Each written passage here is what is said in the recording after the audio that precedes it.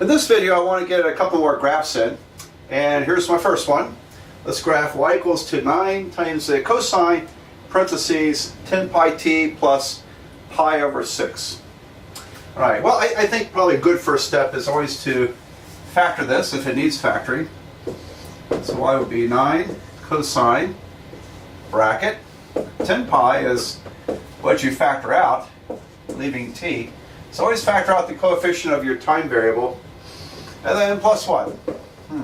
Well, when you factor out 10 pi, you're dividing by 10 pi. So the pi over 6, if I divide that by 10 pi, that's the same as pi over 6 times 1 over 10 pi. And the pi's cancel. I get 1 over 60, don't I? 1 over 60, so 1 over 60. Alright, well, if you're a little uneasy about this kind of factoring, you can always check yourself. Multiply it back. So 10 pi times t, that works. 10 pi times 1 over 60. 10 over 60 is 1/6, and then I have pi on top. There you go. Alright, now, the reason we do this factoring is because we want to identify the phase shift. And the phase shift is positive or negative. Okay. It's negative, isn't it? Because when we factor it here, we're looking at the transformation of t into something else. When t goes to t plus 1 over 60, that means the graph has been, or the function has been shifted in the negative direction by 1/60th, backwards. So the shift is always opposite from the sign. Okay, but now we can go from here. Let me write out the amplitude. Always the easiest part of these problems. Amplitude represents some kind of energy level, maybe. Anyway, it's 9 something. 9, easy. Okay, what about the period? Period of this function. All right. Well, hopefully by now you're starting to get this one upstairs in your head. Period is 2 pi over omega. The omega, of course, is the angular velocity. Well, there's the angular velocity. This is omega, the number multiplying t. And angular velocity, well, if this is in seconds, then the angular velocity means that it's 10 pi radians per second. Let me work on that. So 10 pi radians per second is omega. Now this would be, well, 2 pi is once around a circle, so this is 5 rotations around a circle. It really would be 5 revolutions per second. So this could represent something turning 5 times around a complete circle every second. And which means the frequency is going to be 1/5 of a second. Is that right? 5 times per second? No, that is a frequency. That is a frequency, isn't it? 5 pi. Anyway, let's go through this here. Period is 2 pi over omega. So it's 2 pi over 10 pi, which is, the pi's cancel, I reduce it to 1/5. All right, so the period is 1/5 of a second. So if it does one cycle in 1/5 of a second, it's going to do 5 cycles in 1 second. 5 cycles per second is related to this. It's like 5 times around the circle every second. 5 revolutions per second. It's related to that. And so the frequency is 5 hertz. Okay, so and remember we said that frequency is 1 over period. So if we wanted to know the frequency, just invert this, it would be 5 hertz. Okay, which is, if it was sound, it'd be below our range of hearing. Humans, the range of hearing for humans is, normal hearing is 20 hertz. Very low, okay. A little below the lowest note on the piano. And then the high range is 20,000 hertz for normal human hearing. 20,000 hertz is, oh gosh, it's, well, about 2 octaves above the highest note on the piano. So let me play those. Here's the highest note on the piano. That's a very high C. And that's about as maybe the upper limit you could get on a violin on a good day. Anyway, very, very high. So if you have some familiarity with music, if you go up about 2 octaves, we might still be able to hear it. That'd be extremely high. Okay, the lowest note is A. There it is. And A, 440, 220, 110, 55, 27 and a half. So the lowest note on a piano is 27.5 hertz, approximately. And the highest note on the piano is around, it's been a while since I calculated, it's around 4,200 hertz. I'm going to put a question mark after that. It's somewhere in that range, I believe. And so if I double that twice, I'm still not quite up to 20,000 hertz, but that would, every time you double the frequency, you move it up an octave. All right, so I know if you don't know anything about music, the word octave may have no meaning for you. But anyway, I will demonstrate more of this when I do a series of videos on musical acoustics and trigonometry. All right, so anyway, I wanted to throw in this part about frequency and as part of this discussion, because I think it's also an important consideration. All right, so what do we got? Period is 1/5. I'll go ahead and graph it now. Period is 1/5. And the phase shift is -1/60. Incidentally, by the way, when I play this note, that note on the piano, the low A, you really don't hear that frequency. Okay, so I'm hoping in these videos that when I do this video on acoustics, I'm going to use the grand piano at the college in the auditorium, and you can hear the low A on that. I hope it comes across on the videos, because it's and I will explain all that. Why is it my wonderful Kawai upright piano does not play this frequency? And what is it you're listening to? If it's not playing that note, then what in the world are you hearing? And it does play this note. It's very soft. You have to listen hard for it. A lot of good reasons for all this. Okay, so I hope you're kind of tantalized by this, and because I love math and music, and I'm going to have a couple of videos on this to add to this course, and I hope you get something out of those. All right, so we got a little off track here. Let's go back to graphing, and I'm going to erase all this stuff. Okay, so one consideration is, how are we going to kind of map out this graph? Okay, well, look at the phase shift in the period. Now, if you look for the greatest common factor, 1/60th and 1/5. That's kind of a crazy question, because usually we think of factors as dealing with whole numbers, integers, but 12 over 60 is 1/5, and so the period, it makes sense to use 1/60th as a scale marking on the graph, and then 12 of these scale markings will be one period. Does that make sense? All right, now earlier, one of my little things I like to do is say, well, what's 1/4 of a period? 1/4 of a period, in this case, would be 1/20. All right, so that means my cosine starts here.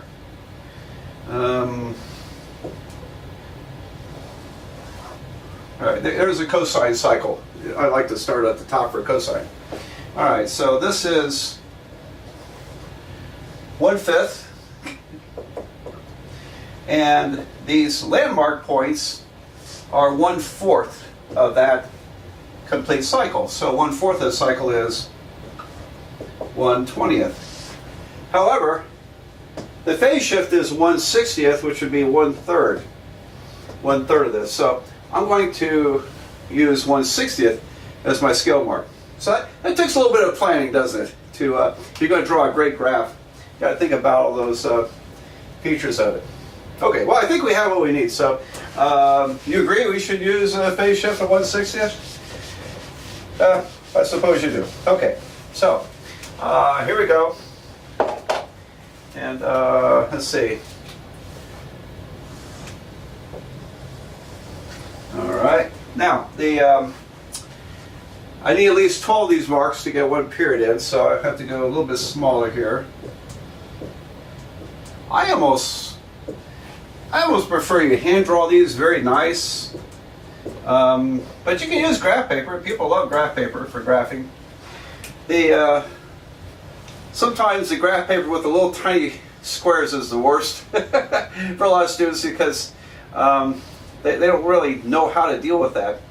And so if you're using graph paper with a lot of little tiny squares, think about using each of those squares not as a single unit, but as a fraction of unit. Maybe, for example, for a certain graph, you might have 5 of those little squares is 1.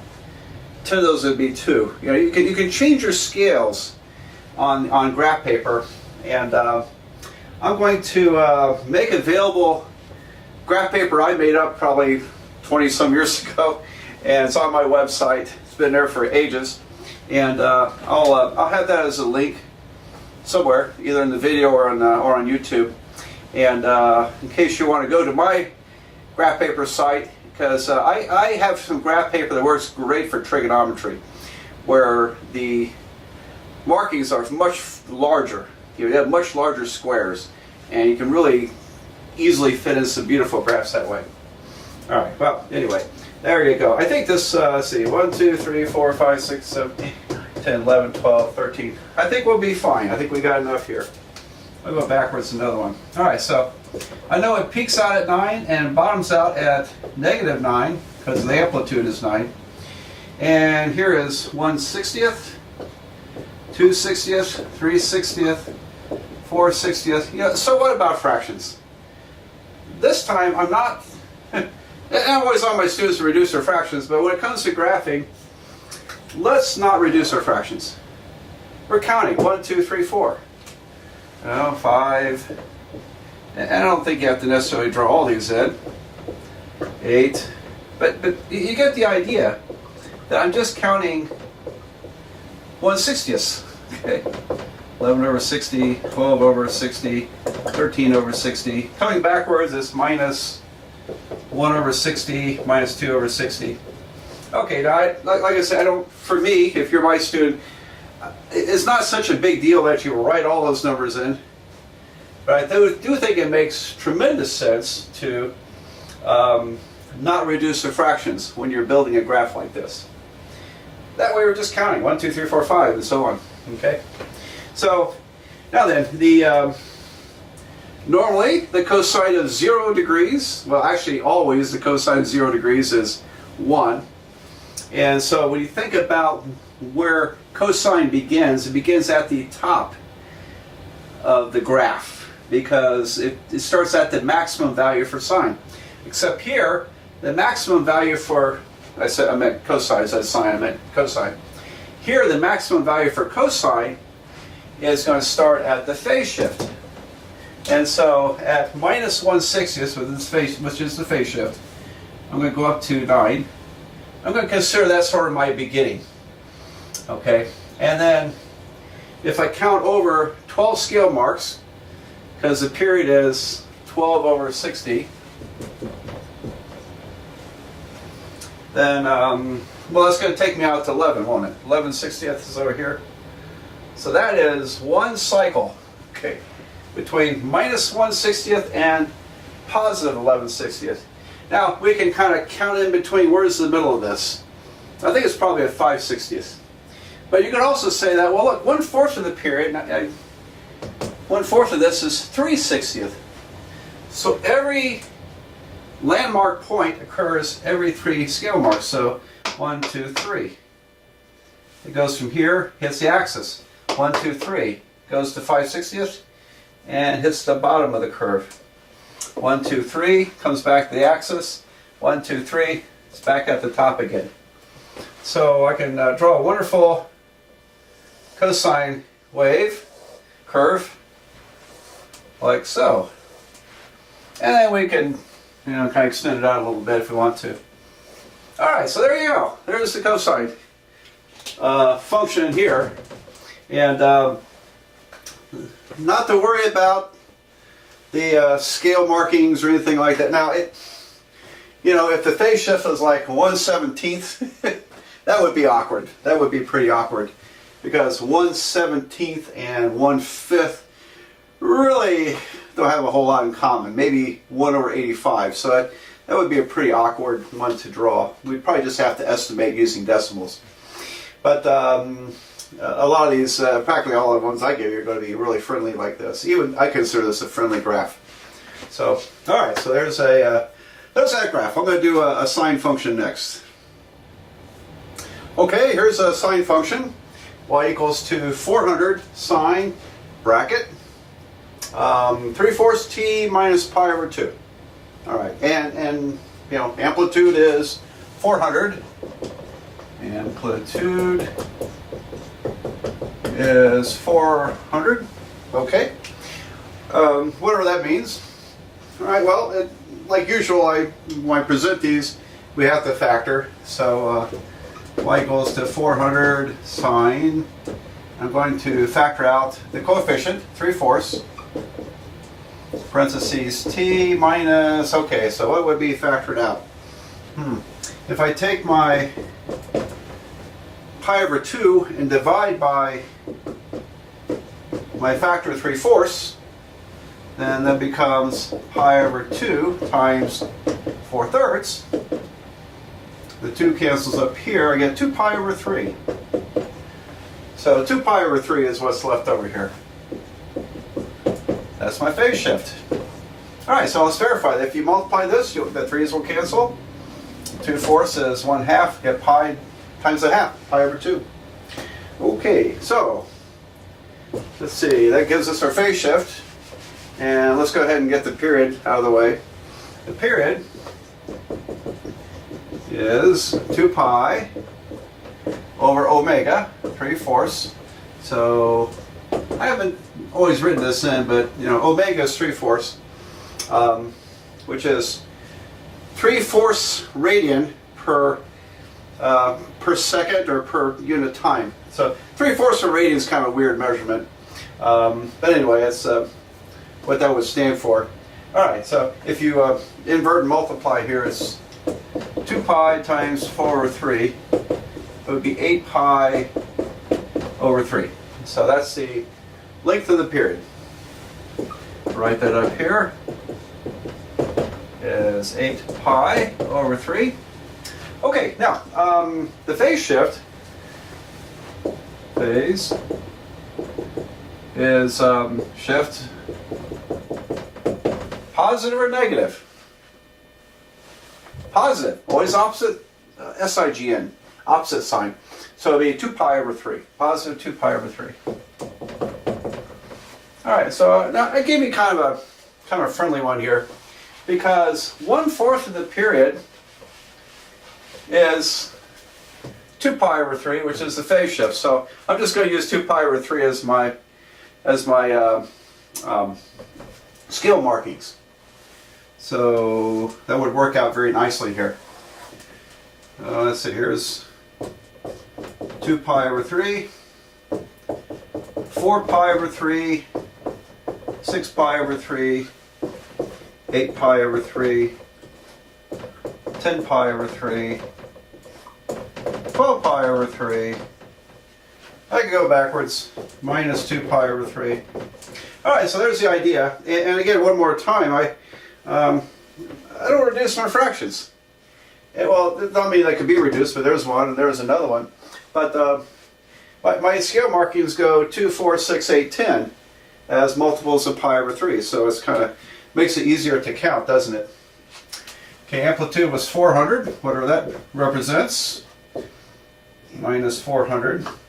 And sine, again, the sine of 0 radians or sine of 0 degrees is 0. So I think of sine as starting normally on the origin, but here it's been shifted to 2 pi over 3, the phase shift. So sine starts on the axis, it's been shifted by the phase shift over here. There we go. And the period is 8 pi over 3, which happens to be 4 scale markings. So starting here, 1, 2, 3, 4.